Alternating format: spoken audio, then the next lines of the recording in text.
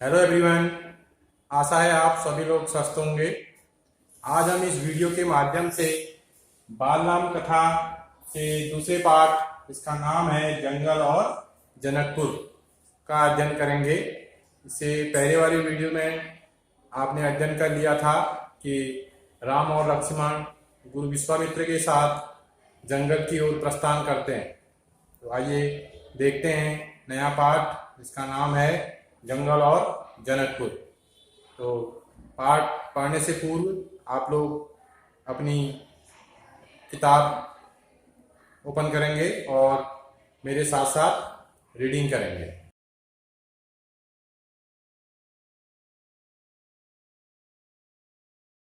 राजमहल से निकलकर महर्षि विश्वामित्र सरयू नदी की ओर बढ़े। दोनों राजकुमार साथ थे। उन्हें नदी पार करनी थी आश्रम पहुंचने के लिए। विश्वामित्र ने अयोध्या के निकट नदी पार नहीं की। दूर तक सरयू के किनारे किनारे चलते रहे, दक्षिणी तट पर, उसी तट पर जिस पर अयोध्या नगरी थी। वे चलते रहे। नदी के घुमाव के साथ साथ राजमहल पीछे छूट गया। उसकी आखिरी बस्ती भी निकल गई। चलते चलते एक तीखा मोड़ आया तो सब कुछ दृष्टि से ओझल हो गया। राम और लक्ष्मण ने एक बार भी पीछे मुड़कर नहीं देखा। उनकी नज़र सामने थी, महर्षि विश्वामित्र के सधे कदमों की ओर। सूरज की चमक धीमी पड़ने लगी। शाम होने को आई। राजकुमारों के चेहरों पर थकान का कोई चिन्ह नहीं था, उत्साह था। वे दिन भर पैदल चले थे और चलने को तैयार थे। महर्षि अचानक रुके। उन्होंने आसमान पर दृष्टि डाली। चिड़ियों के झुंड अपने बसेरे की ओर लौट रहे थे। आसमान मटमैला लाल हो गया था। चरवाहे लौट रहे थे, गायों के पैर से उड़ती धूल में आधे छिपे हुए। हम आज रात नदी तट पर ही विश्राम करेंगे, महर्षि ने पीछे मुड़ते हुए कहा। दोनों राजकुमारों के चेहरे के भाव देखते हुए विश्वामित्र हल्का सा मुस्कुराए। राम के निकट आते हुए उन्होंने कहा, मैं तुम दोनों को कुछ विद्याएं सिखाना चाहता हूँ। इन्हें सीखने के बाद कोई तुम पर प्रहार नहीं कर सकेगा, उस समय भी नहीं जब तुम नींद में रहो। राम और लक्ष्मण नदी में मुँह हाथ धोकर लौटे। महर्षि के निकट आकर बैठे। विश्वामित्र ने दोनों भाइयों को बला अतिबला नाम की विद्याएं सिखाई। रात में वे लोग वहीं सोए, तिनकों और पत्तों का बिस्तर बनाकर। नींद आने तक महर्षि उनसे बात करते रहे। सुबह हुई, यात्रा फिर शुरू हुई। मार्ग वही था, सरयू नदी के किनारे किनारे। चलते चलते वे एक ऐसी जगह पहुँचे जहाँ दो नदियाँ आपस में मिलती थीं। उस संगम की दूसरी नदी गंगा थी। महर्षि अब भी आगे चल रहे थे, लेकिन एक अंतर आ गया था।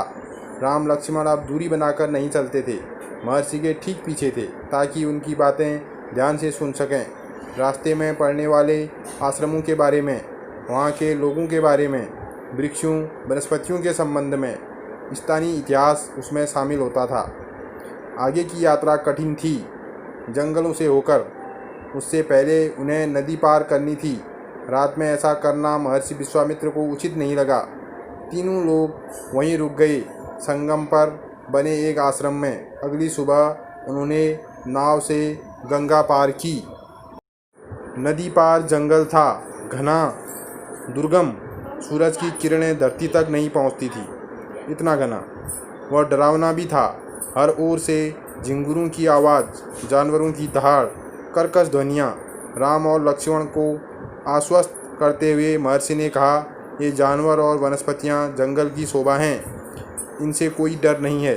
असली खतरा राक्षसी ताड़का से है, वह यही रहती है।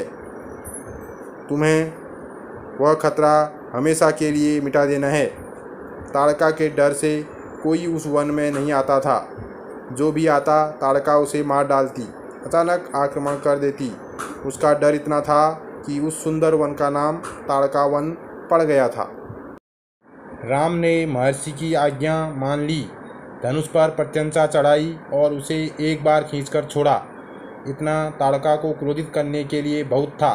टंकार सुनते ही क्रोध से बिलबिलाई ताड़का गरजती हुई राम की ओर दौड़ी।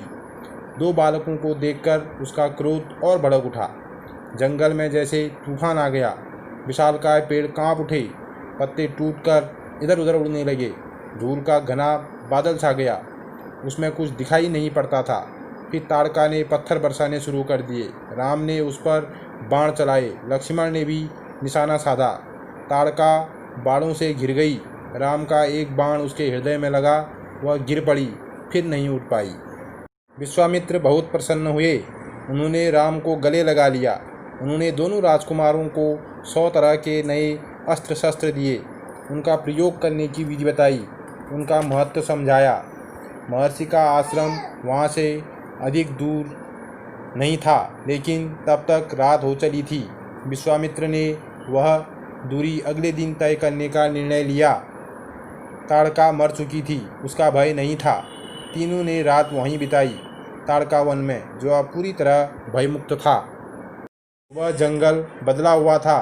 अब वह ताड़का वन नहीं था, क्योंकि ताड़का नहीं थी। भयानक आवाज़ें गायब हो चुकी थी। पत्तों से गुजरती हवा थी, उसकी सरसराहट का संगीत था। चिड़ियों की चहचहाट थी, शांति थी। तस्वीर बदल गई थी। सिद्धाश्रम का अंतिम पड़ाव था महर्षि का आश्रम। रास्ता छोटा भी था, मनोहारी भी। प्राकृतिक सौंदर्य का आनंद लेते तीनों लोग जल्दी ही आश्रम पहुंच गए। आश्रम वासियों ने उनकी अगवानी की, अभिनंदन किया। उनकी प्रसन्नता दुगनी हो गई थी। महर्षि विश्वामित्र के आश्रम लौटने की खुशी, राम लक्ष्मण के आगमन का सुख। विश्वामित्र यज्ञ की तैयारियों में लग गए। अनुष्ठान प्रारंभ हुआ। आश्रम की रक्षा की जिम्मेदारी राम लक्ष्मण को सौंपकर महर्षि आश्वस्त थे। अनुष्ठान अपने अंतिम चरण में था, पूरा होने वाला था कुछ ही दिनों में। 5 दिनों तक सब ठीक ठाक चलता रहा, शांति से, निर्विघ्न। लगता था कि राजकुमारों की उपस्थिति ने ही राक्षसों को भगा दिया है। राम और लक्ष्मण ने यज्ञ पूरा होने तक न सोने का निर्णय किया। वे लगातार जागते रहे, चौकस रहे। कमर में तलवार, पीठ पर तुणीर, हाथ में धनुष, प्रत्यंचा चढ़ी हुई, हर स्थिति के लिए तैयार। अनुष्ठान का अंतिम दिन अचानक भयानक आवाज़ों से आसमान भर गया। सुबाहु और मारीच ने राक्षसों के दलबल के साथ आश्रम पर धावा बोल दिया। मारीच क्रोधित था, यज्ञ के अलावा भी इस बात से कि राम लक्ष्मण ने उसकी माँ को मारा था, ताड़का को। राम ने राक्षसों का हमला होते ही कार्रवाई की, धनुष उठाया और मारीच को निशाना बनाया। मारीच बाण लगते ही मूर्छित हो गया। बाण के वेग से बहुत दूर जाकर गिरा, समुद्र के किनारे। वह मरा नहीं। जब होश आया तो उठकर दक्षिण दिशा की ओर भागा। राम का दूसरा बाण सुबाहु को लगा, उसके प्राण वहीं निकल गए। सुबाहु के मरने पर राक्षस सेना में भगदड़ मच गई। वे चीखते चिल्लाते भागे। कुछ लक्ष्मण के बाणों का शिकार हुए, अन्य जान बचाकर भाग खड़े हुए। महर्षि विश्वामित्र का अनुष्ठान संपन्न हुआ। राम ने महर्षि को प्रणाम करते हुए पूछा, अब हमारे लिए क्या आज्ञा है मुनिवर? महर्षि ने राम को गले लगाया, कहा, हम लोग यहाँ से मिथिला जाएंगे, महाराज जनक के यहाँ, विदेहराज के दरबार में। मैं चाहता हूँ कि तुम दोनों मेरे साथ चलो, उनके आयोजन में हिस्सा लेने।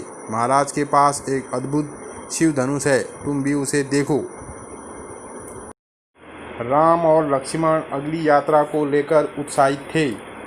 नए स्थान देखने और जानने का अवसर। सोन नदी पार कर विश्वामित्र मिथिला की सीमा के पास पहुँचे।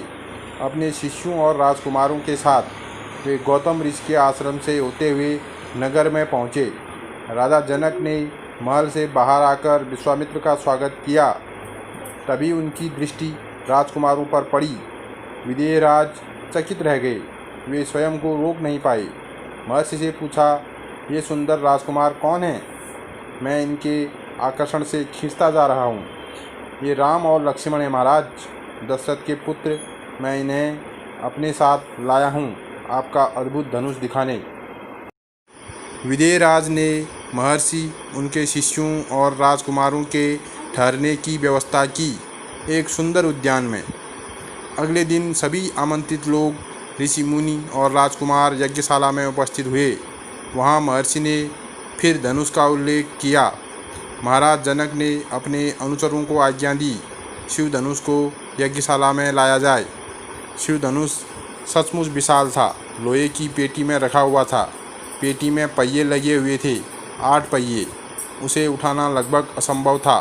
पहियों के सहारे खिसकाकर उसे एक से दूसरी जगह ले जाया जाता था।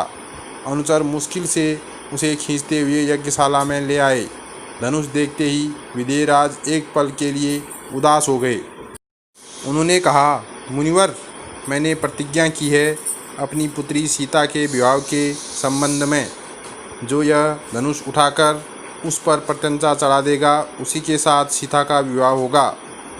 अनेक राजकुमारों ने प्रयास किया और लज्जित हुए। उठाना तो दूर, वे इसे हिला तक नहीं सके, प्रत्यंचा क्या चढ़ाते।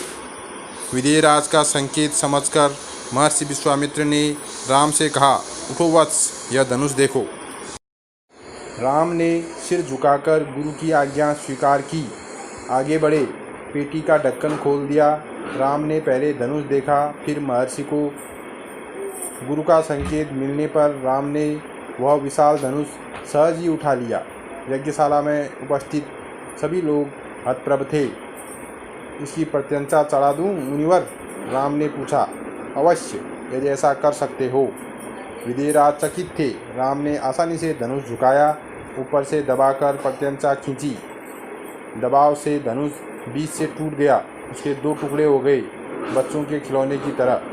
यज्ञशाला में सन्नाटा छा गया। सब चुप थे, एक दूसरे को और देख रहे थे। सभागार की चुप्पी महाराज जनक ने तोड़ी। उनकी खुशी का ठिकाना न था। उन्हें सीता के लिए योग्य वर मिल गया था। उनकी प्रतिज्ञा पूरी हुई। जनक राज ने कहा, मुनिवर, आपकी अनुमति हो तो मैं महाराज दशरथ के पास संदेश भेजूं, बारात लेकर आने का निमंत्रण। यह शुभ संदेश उन्हें शीघ्र भेजना चाहिए।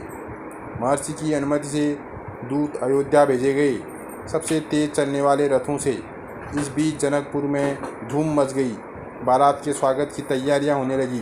नगर की प्रसन्नता चरम पर थी। महाराज जनक का संदेश मिलते ही अयोध्या में भी खुशी छा गई। आनंद फानंद में बारात तैयार हुई। हाथी, घोड़े, रथ, छेना। बारात को मिथिला पहुंचने में 5 दिन लग गए। जनकपुरी जगमगा रही थी। हर मार्ग पर तोरणद्वार, हर जगह फूलों की चादर, एक एक कोना सुवासित।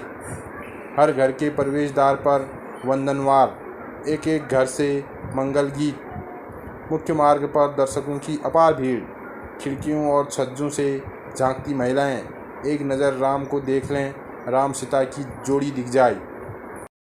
विवाह से ठीक पहले विदेहराज ने महाराज दशरथ से कहा, राजन, राम ने मेरी प्रतिज्ञा पूरी कर बड़ी बेटी सीता को अपना लिया। मेरी इच्छा है कि छोटी पुत्री उर्मिला का विवाह लक्ष्मण से हो जाए। मेरे छोटे भाई कुशध्वज की भी 2 पुत्रियां हैं, मांडवी और श्रुतकीर्ति। कृपया उन्हें भरत और शत्रुघ्न के लिए स्वीकार करें। राजा दशरथ ने यह प्रस्ताव तत्काल मान लिया। विवाह के बाद बारात कुछ दिन जनकपुर में रुकी। बाराती बहुओं को लेकर अयोध्या लौटे तो रानियों ने पुत्र वधुओं की आरती उतारी। स्त्रियों ने फूल बरसाए। शंख ध्वनि से गलियां गूंज उठी। यह आनंदोत्सव लगातार कई दिनों तक चलता रहा। तो इस प्रकार जंगल और जनकपुर पाठ समाप्त होता है। इस पाठ में आपने ताड़कावध, सुबाहुवध, तत्पश्चात राम सीता विवाह का अध्ययन किया।